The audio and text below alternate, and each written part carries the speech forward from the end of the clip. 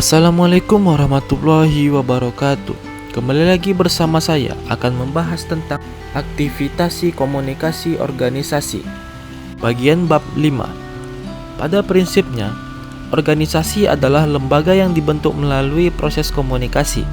Para pendiri organisasi berkomunikasi sehingga dicapai kesepakatan untuk mendirikan organisasi. Setelah organisasi ini terbentuk, proses komunikasi merupakan aktivitas yang dominan. Aktivitas komunikasi merupakan energi untuk menggerakkan operasional organisasi. Hal ini terjadi karena setiap organisasi mempunyai tujuan.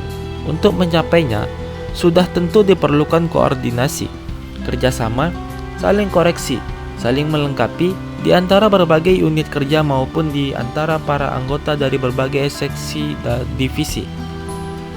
Setiap bagian suatu organisasi mempunyai peran yang sangat penting. Komunikasi antar bagian merupakan keharusan karena setiap bagian pada hakikatnya memiliki informasi yang penting bagi bagian lain. Komunikasi adalah sebuah aktivitas untuk berbagi informasi ataupun pendapat dari semua partisipan komunikasi guna mencapai kesamaan makna. Aktivitas komunikasi dapat dilakukan dalam beragam konteks. Kita dapat berkomunikasi di suatu organisasi dalam suasana formal maupun non-formal.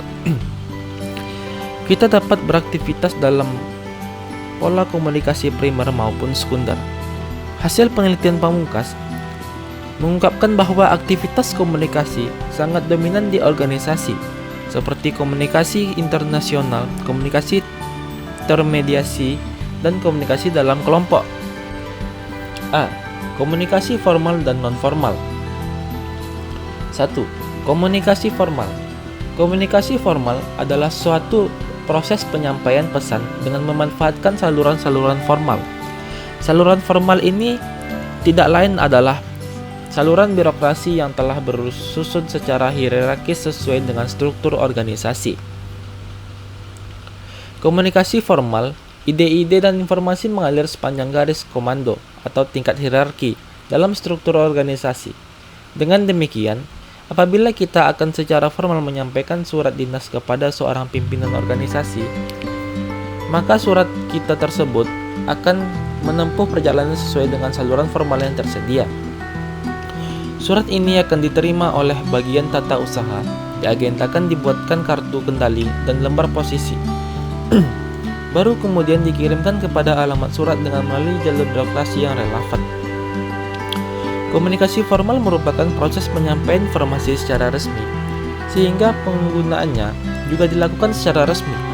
Masing-masing pegawai yang terlibat komunikasi itu berperan sesuai dengan jabatan dan kewenangannya. Pada umumnya, komunikasi formal memiliki ciri-ciri bagian diuraikan pada tabel 51 berikut. Yang pertama, arus komunikasi ke bawah lebih banyak. Arus komunikasi ke bawah lebih banyak daripada arus komunikasi ke atas.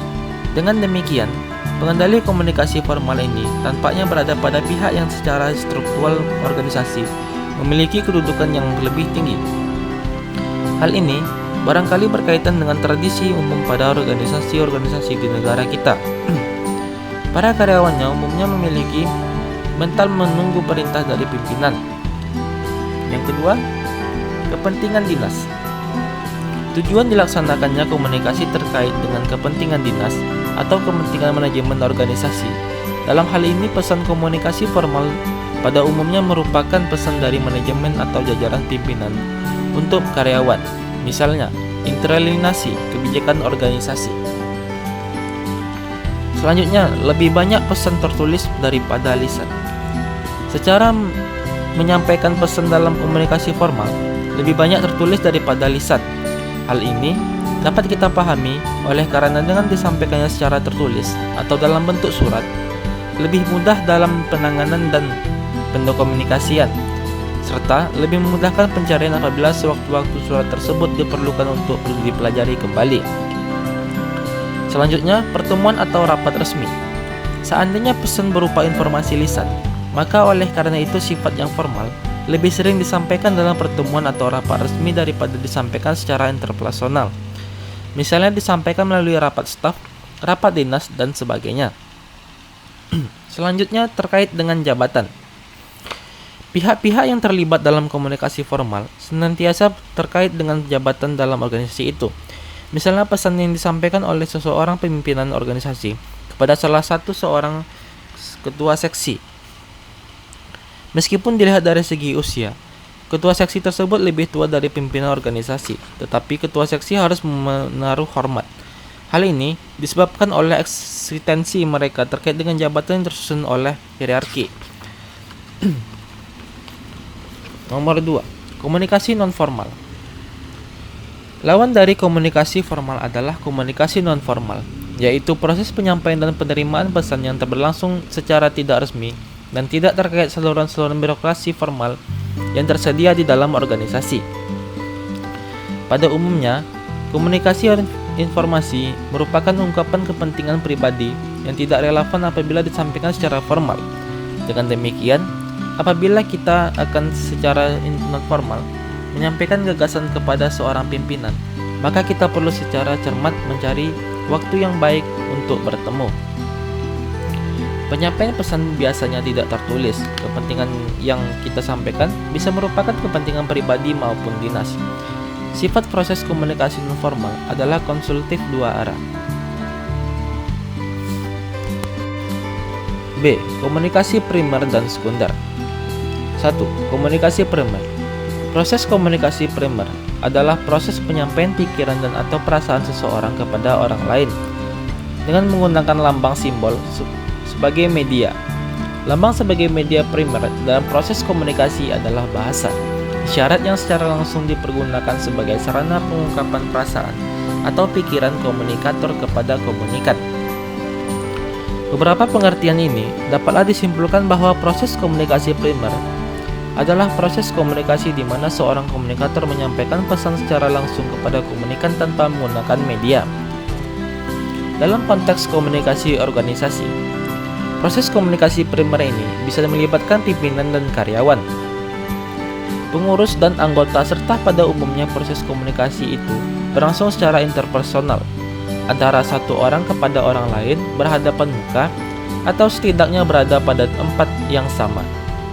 Dan pesan komunikasi disampaikan partisipan komunikasi tanpa melalui media. Komunikasi primer yang pada umumnya disampaikan secara interpersonal memiliki peran yang penting dalam meningkatkan efektivitas komunikasi. Teori komunikasi menggunakan bahwa keberhasilan komunikasi secara primer tidak saja ditentukan oleh kadar hubungan interpersonal.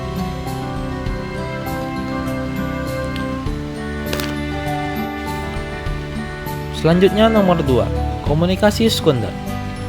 Proses komunikasi sekunder adalah proses penyampaian pesan oleh seorang kepada orang lain dengan menggunakan alat atau sarana sebagai media. Pada umumnya, kalau kita berbicara ke kalangan masyarakat, yang dinamakan media komunikasi itu adalah media menjadi sarana penyampaian pesan. Ada dua media. Media pertama berupa lambang atau simbol dikomunikasikan.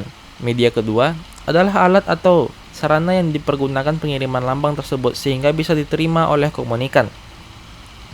Dalam pembahasan kita ini, kita mengikuti gejala yang dipahami oleh masyarakat, bahwa media pertama berupa lambang itu kita menamakan pesan simbol, informasi atau message, sedangkan media kedua adalah sarana yang digunakan oleh komunikator untuk menyampaikan pesan kepada komunikan. Dapat ditegaskan bahwa yang dimaksud dalam komunikasi sekunder dan di organisasi adalah semua proses penyampaian pesan oleh komunikator dan komunikan dengan menggunakan media. Komunikator dan komunikan tidak berhadapan langsung, tetapi keduanya dihubungkan oleh media atau komunikasi bermedia atau mediated communication. Selanjutnya, komunikasi informatif, persuasif, dan korsif. Aktivitas yang menonjol dalam organisasi antara lain adalah komunikasi, kerjasama, dan koordinasi untuk mencapai tujuan tertentu. Dalam rangka mencapai tujuan tertentu, aspek hubungan antar manusia dan keaktivitasan capai tujuan dalam organisasi haruslah selalu dijaga untuk menjaga standar hubungan antar manusia. 1. Komunikasi informatif. Teknik komunikasi informatif pada dasarnya mengarahkan aktivitas komunikasi untuk menyebarluaskan informasi. Manajemen organisasi berperan sebagai penyedia informasi. Tujuannya agar khalayak memiliki informasi atau pengetahuan tertentu. Organisasi dipandang sebagai sebuah sistem pemrosesan informasi. Seluruh anggota dalam organisasi idealnya memperoleh informasi yang penting secara lengkap dan tepat waktu. Dalam informasi yang diperoleh, maka diharapkan setiap anggota organisasi dapat melaksanakan pekerjaannya secara lebih optimal. Informasi sangat dibutuhkan oleh semua anggota organisasi. Tidak peduli pada posisi mana bekerja, prinsipnya anggota selalu update informasi, berarti memiliki pengetahuan yang lebih baru daripada dan lebih lengkap. Para pimpinan organisasi sangat memerlukan informasi agar dapat menyusun suatu kebijakan organisasi ataupun untuk dapat mencari solusi atas berbagai permasalahan yang ada di organisasi. Adapun para anggota atau karyawan organisasi sangat memerlukan informasi untuk mengetahui tugas harian yang harus dikerjakan dan peraturan yang baru yang berlaku di organisasi. Contoh komunikasi informatif adalah edaran dan pengumuman. Misalnya edaran yang memuat informasi melalui perbuatan jam kerja, informasi mengenai prestasi yang diraih oleh anggota organisasi, dan sebagainya. Komunikasi persuasif. Komunikasi persuasif telah banyak dipilih oleh para praktisi di organisasi dalam usaha menyampaikan gagasan secara bijak. Alasan adalah karena teknik komunikasi ini memberikan nuansa hubungan antar manusia yang cukup kondusif. Ciri utama teknik komunikasi persuasif adalah dipergunakannya pendekatan yang manusiawi, saling menghargai, dan terukur kadang-kadang dilakukan dengan cara membujuk secara halus. Kata persuasif berasal dari bahasa Inggris yang berinduk kepada kata yang membujuk atau merayu dan menghimbau. Kegiatan memujuk, merayu, menghimbau atau sejenisnya adalah merangsang seseorang untuk melakukan sesuatu dengan spontan, dengan senang hati dan sukarela tanpa merasa dipaksa. Berdasarkan pendapat tersebut, dapat dikemukakan bahwa persuasi merupakan teknik komunikasi untuk mengubah sikap dan tingkah laku seseorang dengan menggunakan pesan secara verbal maupun nonverbal, yang dilakukan dengan cara membujuk. Dalam kegiatan persuasi tersebut, seorang atau sekelompok orang yang dibujuk dihadapkannya sikapnya berubah secara sukarela dengan senang hati, sesuai dengan pesan-pesan yang diterimanya.